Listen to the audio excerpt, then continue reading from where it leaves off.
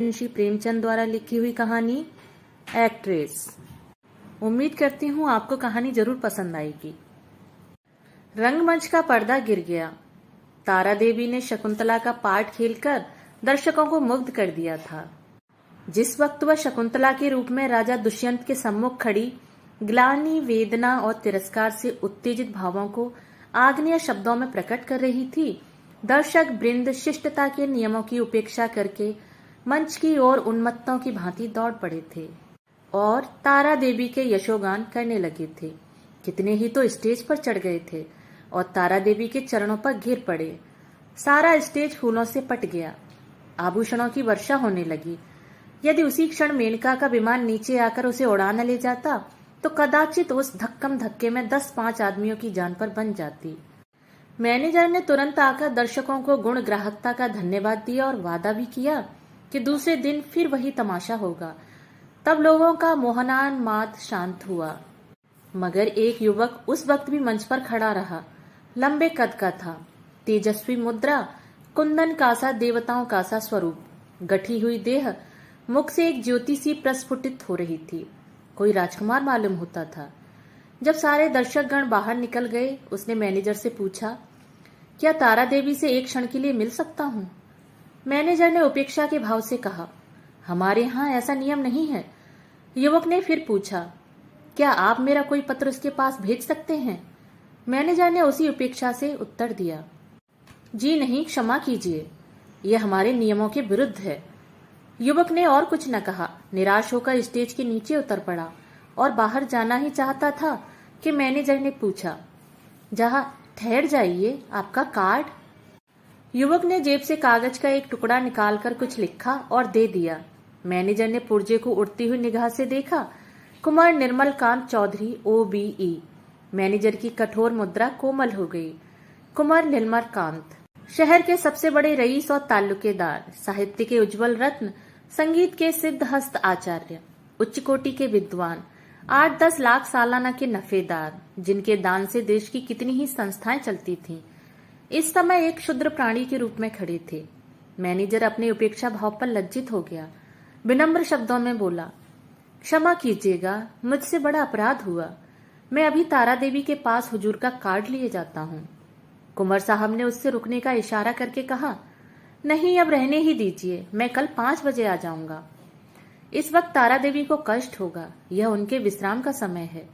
Manager, मुझे विश्वास है कि वह आपकी खातिर इतना कष्ट सहर्ष स्वीकार कर लेंगी। मैं 1 मिनट में आता हूँ।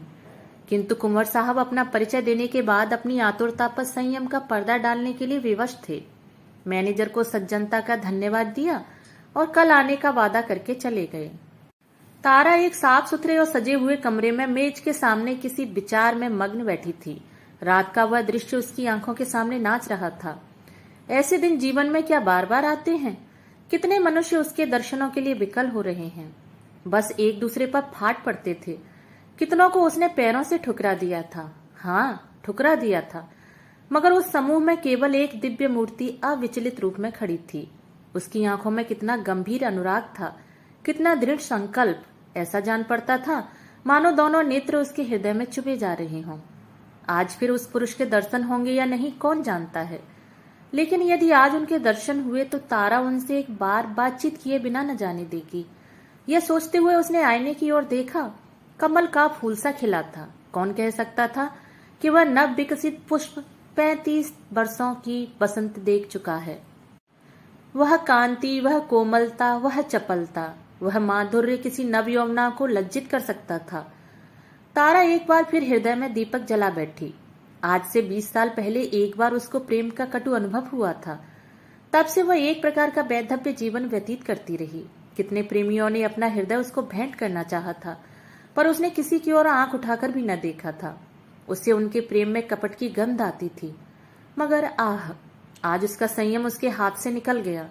एक बार फिर आज उसे हृदय में उसी मधुर वेदना का अनुभव हुआ जो 20 साल पहले हुआ था। एक पुरुष का सौम्य स्वरूप उसकी आंखों में बस गया। हृदय पट पर खिंच गया। उसे वह किसी तरह भूल न सकती थी। उसी पुरुष को उसने मोटर पर जाते देखा था तो कदाचित उधर ध्यान भी न करती, पर उसे अपने सम्मुख प्रेम का उपहार हाथ में लिए देखकर वह स्थिर न रह सकी। सहसा दाई ने आकर कहा, बाई जी रात की सब चीजें रखी हुई हैं, कहिए तो लाऊं? तारा ने कहा, नहीं मेरे पास चीजें लाने की जरूरत नहीं, मगर ठहरो, क्या क्या चीजें हैं? एक ढेर का ढेर तो लगा है बाई जी, कहां तक गिनाऊं? अशर्फियां हैं, ब्रूचेज, बॉल के पिन, बटन, लॉकेट, अंगूठियां सभी तो हैं। एक छोटे से डिब्बे में एक सुंदर हार है, मैंने आज तक वैसा हार नहीं देखा, सब संदूक में रख दिया है। अच्छा, वह संदूक मेरे पास ला। दाई ने संदूक लाकर मेज पर रख दिया। उधर एक लड़के ने एक पत्र लाकर तारा को दिया। तारा ने पत्र को उत्सुक नेत्रों से देखा। कुंवर निर्मल कांत OBE। लड़के से पूछा, यह पत्र किसने दिया? वह तो नहीं जो रेशमी साफा बांधे हुए थे। लड़के ने केवल इतना कहा, मैनेजर साहब ने दिया है, और लपका हुआ बाहर चला गया। संदूक में सबसे पहले डिब्बा नजर आया। तारा ने उसे खोला तो सच्चे मोतियों का सुंदर हार था। डिब्बे में एक तरफ एक कार्ड भी था। तारा ने लपक कर उसे निकाल लिया और पढ़ा, कुंवर निर्मल कांत। कार्ड उसके हाथ से छूटकर गिर पड़ा। वह झपटकर कुर्सी से उठी और बड़े बेग से कई कमरों और बरामदों को पार करती मैनेजर के सामने आकर खड़ी हो गई। मैनेजर ने खड़े होकर उसका स्वागत किया और बोला, मैं रात की सफलता पर आपको बधाई देता हूँ। तारा ने खड़े खड़े पूछा, कुंवर निर्मल कांत क्या बाहर हैं? लड़का पत्र देकर भाग गया। मैं उससे कुछ पूछ न सकी। कुंवर साहब का रुक्का तो रात ही तुम्हारे चले जाने के बाद मिला था, तो आपने उसी वक्त मेरे पास क्यों न भेज दिया? मैनेजर ने दबी जबान से कहा, मैंने समझा तुम आराम कर रही होगी, कष्ट देना उचित न समझा। और भाई, साफ बात यह है कि मैं डर रहा था, कहीं कुंवर साहब को तुमसे मिलाकर तुम्हें खो न बैठूं। अगर मैं औरत होता तो उसी वक्त उनके पीछे हो लेता। ऐसा देवरूप पुरुष मैंने आज तक नहीं देखा। वही जो रेशमी साफा बांधे खड़े थे तुम्हारे सामने, तुमने भी तो देखा था। तारा ने मानो अर्ध निद्रा की दशा में कहा, हाँ देखा तो था। क्या यह फिर आएंगे? हाँ, आज 5 बजे शाम को। बड़े विद्वान आदमी हैं और इस शहर के सबसे बड़े रईस। आज मैं रिहर्सल में न जाऊंगी। कुंवर साहब आ रहे होंगे। तारा आईने के सामने बैठी है और दाई उसका श्रृंगार कर रही है। श्रृंगार भी इस जमाने में एक विद्या है। पहले परिपाटी के अनुसार ही श्रृंगार किया जाता था। कवियों, चित्रकारों और रसिकों ने श्रृंगार की मर्यादा सी बांध दी थी। आंखों के लिए काजल लाजमी था, हाथों के लिए मेहंदी, पांव के लिए महावर, एक एक अंग एक एक आभूषण के लिए निर्दिष्ट था। आज वह परिपाटी नहीं रही। आज प्रत्येक रमणी अपनी सुरुचि, सुबुद्धि और तुलनात्मक भाव से श्रृंगार करती है। उसका सौंदर्य किस उपाय से आकर्षकता की सीमा पर पहुंच सकता है, यही उसका आदर्श होता है। तारा इस कला में निपुण थी। वह 15 साल से इस कंपनी में थी और यह समस्त जीवन उसने पुरुषों के हृदय से खेलने में ही व्यतीत किया था। किस चितवन से, किस मुस्कान से, किस अंगड़ाई से, किस तरह केशों के बिखेर देने से दिलों का कत्लेआम हो जाता है, इस कला में कौन उससे बढ़ चढ़कर बात कर सकता था। आज उसने चुन चुनकर आजमाए हुए तीर तरकस से निकाले और जब अपने अस्त्रों से सजकर वह दीवान खाने में आई तो जान पड़ा मानो संसार का सारा माधुर्य उसकी बलाएं ले रहा है। वह मेज के पास खड़ी होकर कुंवर साहब का कार्ड देख रही थी। उसके कान मोटर की आवाज की ओर लगे हुए थे। वह चाहती थी कि कुंवर साहब इसी वक्त आ जाएं और उसे इसी अंदाज से खड़े देखें। इसी अंदाज से वह उसके अंग प्रत्यंगों की पूर्ण छवि देख सकते थे। उसने अपनी श्रृंगार कला से काल पर विजय पा ली थी। कौन कह सकता था कि यह चंचल नवयौवना उस अवस्था को पहुंच चुकी है जब हृदय को शांति की इच्छा होती है। वह किसी आश्रम के लिए आतुर हो उठता है और उसका अभिमान नम्रता के आगे सिर झुका देता है। तारा देवी को बहुत इंतजार न करना पड़ा। कुंवर साहब शायद मिलने के लिए उससे उतने ही उत्सुक थे। 10 ही मिनट के बाद उनकी मोटर की आवाज आई। तारा संभल गई। एक क्षण में कुंवर साहब ने कमरे में प्रवेश किया। तारा शिष्टाचार के लिए हाथ मिलाना भी भूल गई। प्रौढ़ावस्था में भी प्रेमी की उद्विग्नता और असावधानी कुछ कम नहीं होती। वह किसी सल्लज्जा युवती की भांति सिर झुकाए खड़ी रही। कुंवर साहब की निगाह आते ही उसकी गर्दन पर पड़ी। वह मोतियों का हार जो उन्होंने रात को भेंट किया था चमक रहा था। कुंवर साहब को इतना आनंद और कभी नहीं हुआ। उन्हें एक क्षण के लिए ऐसा जान पड़ा मानो उसके जीवन की सारी अभिलाषा ही पूरी हो गई। बोले, मैंने आपको आज इतने सवेरे कष्ट दिया, क्षमा कीजिएगा। यह तो आपके आराम का समय होगा। तारा ने सिर से खिसकती हुई साड़ी को संभाल कर कहा, इससे ज्यादा आराम और क्या हो सकता कि आपके दर्शन हुए। मैं इस उपहार के लिए और क्या आपको मनोधन्यवाद देती हूँ। अब तो कभी कभी मुलाकात होती रहेगी। निर्मलकांत ने मुस्कुराकर कहा, कभी कभी नहीं, रोज। आप चाहे मुझसे मिलना पसंद करें या ना करें, पर एक बार इस ड्योढ़ी पर सिर को झुका ही जाऊंगा। तारा ने भी मुस्कुराकर उत्तर दिया, उसी वक्त तक जब तक कि मनोरंजन की कोई नई वस्तु नजर ना आ जाए। क्यों? मेरे लिए यह मनोरंजन का विषय नहीं, जिंदगी और मौत का सवाल है। हाँ, तुम इसे विनोद समझ सकती हो, मगर कोई परवाह नहीं। तुम्हारे मनोरंजन के लिए मेरे प्राण भी निकल जाएं तो मैं अपना जीवन सफल समझूंगा। दोनों तरफ से इस प्रीति को निभाने के वादे हुए। फिर दोनों ने नाश्ता किया और कल भोज का न्योता देकर कुंवर साहब विदा हुए। 1 महीना गुजर गया। कुंवर साहब दिन में कई कई बार आते। उन्हें एक क्षण का वियोग भी असह्य था। कभी दोनों बजरे पर दरिया की सैर करते, कभी हरी हरी घास पर पार्कों में बैठे बातें करते, कभी गाना बजाना होता, नित्य नए प्रोग्राम बनते थे। सारे शहर में मशहूर था कि ताराबाई ने कुंवर साहब को फांस लिया और दोनों हाथों से संपत्ति लूट रही है। पर तारा के लिए कुंवर साहब का प्रेम ही एक ऐसी संपत्ति थी जिसके सामने दुनिया भर की दौलत देय थी। उन्हें अपने सामने देखकर उसे किसी वस्तु की इच्छा न होती थी। मगर 1 महीने तक इस प्रेम के बाजार में घूमने पर भी तारा को वह वस्तु न मिली जिसके लिए उसकी आत्मा लोलुप हो रही थी। वह कुंवर साहब से प्रेम की, अपार और अतुल प्रेम की, सच्चे और निष्कपट प्रेम की बातें रोज सुनती थी, पर उसमें विवाह का शब्द न आने पाता था। मानो प्यासे को बाजार में पानी छोड़कर और सब कुछ मिलता हो। ऐसे प्यासे को पानी के सिवा और किस चीज से तृप्ति हो सकती है? प्यास बुझाने के बाद संभव है और चीजों की तरफ उसकी रुचि हो, पर प्यासे के लिए तो पानी सबसे मूल्यवान पदार्थ है। वह जानती थी कि कुंवर साहब उसके इशारे पर प्राण तक दे देंगे, लेकिन विवाह की बात क्यों उनकी जुबान से नहीं मिलती? क्या इस विषय का कोई पत्र लिखकर अपना आशय कह देना संभव था? फिर क्या वह उसको केवल विनोद की वस्तु बनाकर रखना चाहते हैं? यह अपमान उससे न सहा जाएगा। कुंवर के एक इशारे पर वह आग में कूद सकती थी, पर यह अपमान उसके लिए असह्य था।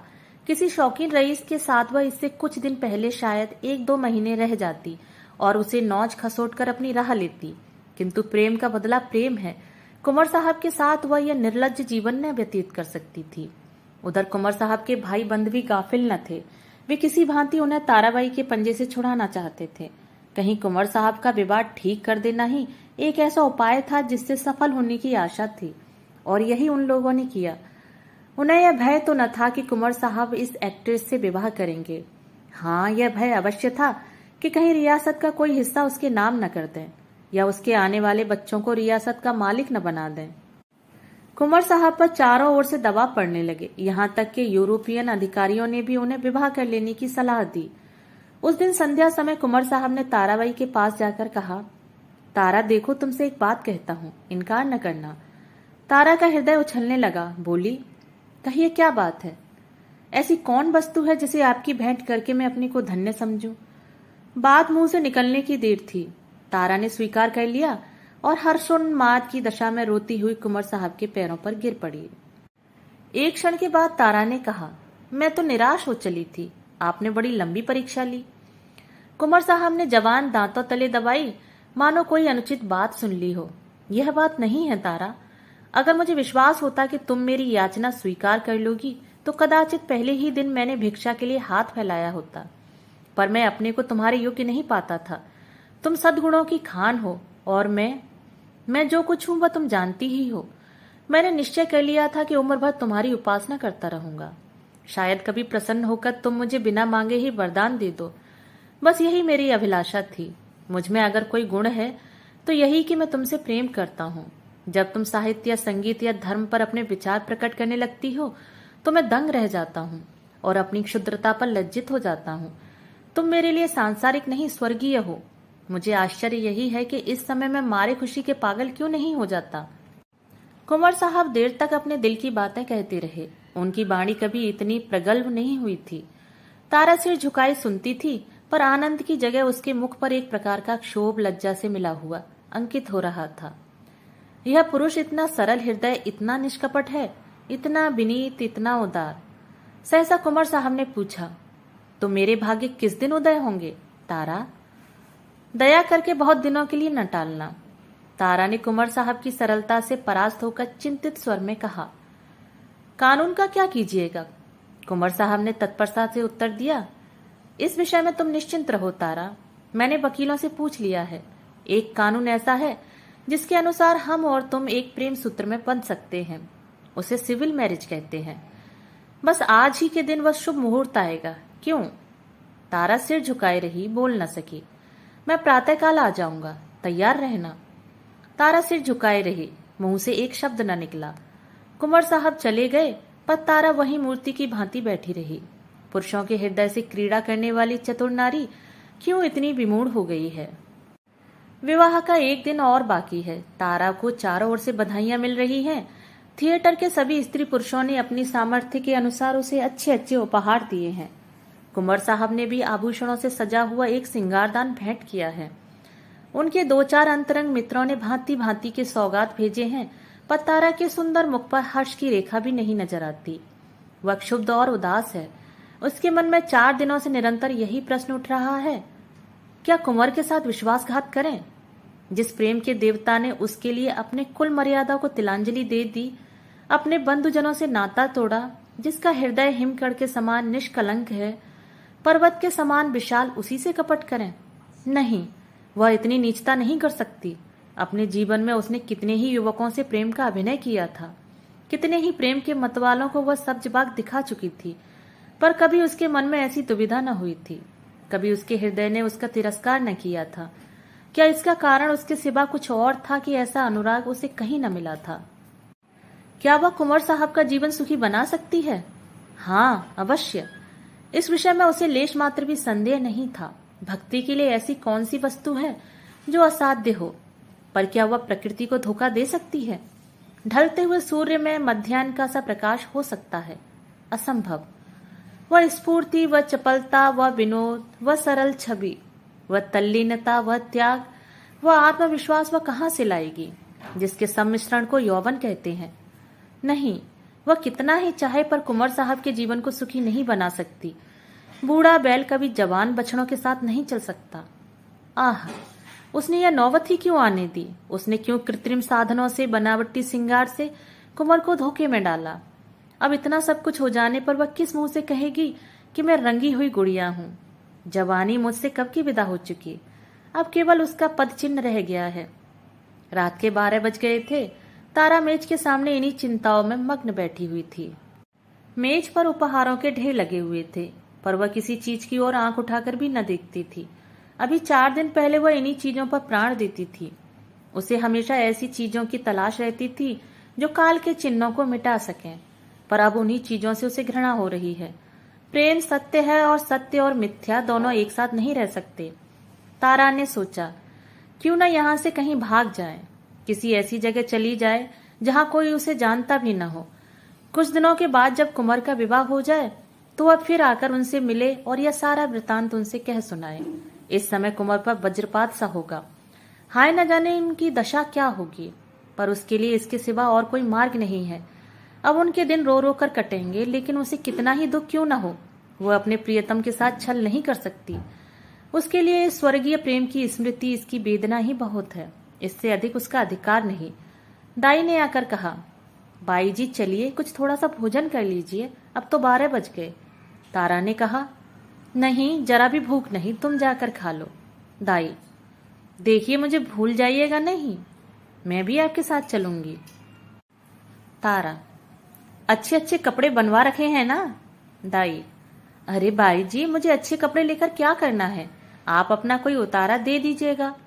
दाई चली गई। तारा ने घड़ी की ओर देखा। सचमुच 12 बज गए थे। केवल 6 घंटे और हैं। प्रातःकाल कुंवर साहब उसे विवाह मंदिर में ले जाने के लिए आ जाएंगे। हाय भगवान, जिस पदार्थ से तुमने इतने दिनों तक उसे वंचित रखा, वह आज क्यों सामने लाए? यह भी तुम्हारी क्रीड़ा है। तारा ने एक सफेद साड़ी पहन ली, सारे आभूषण उतार कर रख दिए। गर्म पानी मौजूद था। साबुन और पानी से मुंह धोया और आईने के सम्मुख जाकर खड़ी हो गई। कहाँ थी वह छवि, वह ज्योति जो आंखों को लुभा लेती थी? रूप वही था, पर क्रांति कहाँ? अब भी वह यौवन का स्वांग भर सकती है। तारा को अब वहां एक क्षण भी और रहना कठिन हो गया। मेज पर फैले हुए आभूषण और विलास की सामग्रियां मानो उसे काटने लगी। यह कृत्रिम जीवन असह्य हो उठा। खस की टट्टियों और बिजली के पंखों ने उसे सजा हुआ शीतल भवन उसे भट्टी के समान तपाने लगा। खस की टट्टियों और बिजली के पंखों से सजा हुआ शीतल भवन उसे भट्टी के समान तपाने लगा। उसने सोचा, कहाँ भाग कर जाऊं? रेल से भागती हूं तो भागने न पाऊंगी। सवेरे ही कुंवर साहब के आदमी छूटेंगे और चारों तरफ मेरी तलाश होने लगेगी। वह ऐसे रास्ते से जाएगी जिधर किसी का ख्याल भी न जाए। तारा का हृदय इस समय गर्व से छलका पड़ता था। वह दुखी न थी, निराश न थी। फिर कुंवर साहब से मिलेगी, किंतु वह निस्वार्थ संयोग होगा। प्रेम के बनाए हुए कर्तव्य मार्ग पर चल रही है, फिर दुख क्यों हो और निराश क्यों हो? सहसा उसे ख्याल आया, ऐसा न हो कुंवर साहब उसे वहां न पाकर शोक व्यवलता की दशा में अनर्थ कर बैठे। इस कल्पना से उसके रोंगटे खड़े हो गए। एक क्षण के लिए उसका मन कातर हो उठा। फिर वह मेज पर आ बैठी और यह पत्र लिखने लगी। प्रियतम, मुझे क्षमा करना, मैं अपने को तुम्हारी दासी बनने के योग्य नहीं पाती। तुमने मुझे प्रेम का वह स्वरूप दिखा दिया जिसकी इस जीवन में मैं आशा न कर सकती थी। मेरे लिए इतना ही बहुत है। मैं जब तक जीऊंगी तुम्हारे प्रेम में मग्न रहूंगी। मुझे ऐसा जान पड़ रहा है कि प्रेम की स्मृति में प्रेम के भोग से कहीं अधिक माधुर्य और आनंद है। मैं फिर आऊंगी, फिर तुम्हारे दर्शन करूंगी, लेकिन उसी दशा में जब तुम विवाह कर लोगे। यही मेरे लौटने की शर्त है। मेरे प्राणों के प्राण, मुझसे नाराज न होना। ये आभूषण जो तुमने मेरे लिए भेजे थे, अपनी ओर से नव वधू के लिए छोड़े जाती हूँ। केवल वह मोतियों का हार जो तुम्हारे प्रेम का पहला उपहार है, अपने साथ लिए जाती हूँ। तुमसे हाथ जोड़कर कहती हूँ, मेरी तलाश न करना। मैं तुम्हारी हूँ और सदा तुम्हारी रहूंगी। तुम्हारी तारा। यह पत्र लिखकर तारा ने मेज पर डाल दिया, मोतियों का हार गले में डाला और बाहर निकल आई। थिएटर हॉल से संगीत की ध्वनि आ रही थी। एक क्षण के लिए उसके पैर बंध गए। 15 वर्षों का पुराना संबंध आज टूट रहा था। सहसा उसने मैनेजर को आते देखा। उसका कलेजा धक से हो गया। वह बड़ी तेजी से लपककर दीवार की आड़ में खड़ी हो गई। ज्यों ही मैनेजर निकल गया, वह हाथे के बाहर आई और कुछ दूर गलियों से चलने के बाद उसने गंगा का रास्ता पकड़ा। गंगा तट पर सन्नाटा छाया हुआ था। 10-5 साधु बैरागी धूनियों के सामने लेटे थे। 10-5 यात्री कंबल जमीन पर बिछाए सो रहे थे। गंगा किसी विशाल सर्प की भांति रेंगती चली आती थी। एक छोटी सी नौका किनारे पर लगी हुई थी। मल्लाह नौका में बैठा हुआ था। तारा ने मल्लाह को पुकारा, ओ माझी, उस पार नाव ले चलेगा? माझी ने जवाब दिया, इतनी रात गए नाव न जाई। मगर दूनी मजदूरी की बात सुनकर उसके डांड उठाया और नाव को खोलता हुआ बोला, सरकार, उस पार कहाँ गए हैं? उस पार एक गांव में जाना है। मुआ, इतनी रात गए कौनो सवारी शिकारी नहीं मिली। कोई हर्ज नहीं, तुम मुझे उस पार पहुंचा दो। माझी ने नाव खोल दी। तारा उस पार जा बैठी और नौका मंद गति से चलने लगी, मानो जीव स्वप्न साम्राज्य में विचर रहा हो। इसी समय एकादशी का चांद पृथ्वी से उस पार अपनी उज्जवल नौका खेता हुआ निकला और व्योम सागर को पार करने लगा। दोस्तों, अभी आप सुन रहे थे मुंशी प्रेमचंद द्वारा लिखी हुई कहानी एक्ट्रेस। अगर आपको ये कहानी पसंद आई हो तो मेरे चैनल को सब्सक्राइब और मेरी वीडियो को लाइक शेयर जरूर करें। धन्यवाद।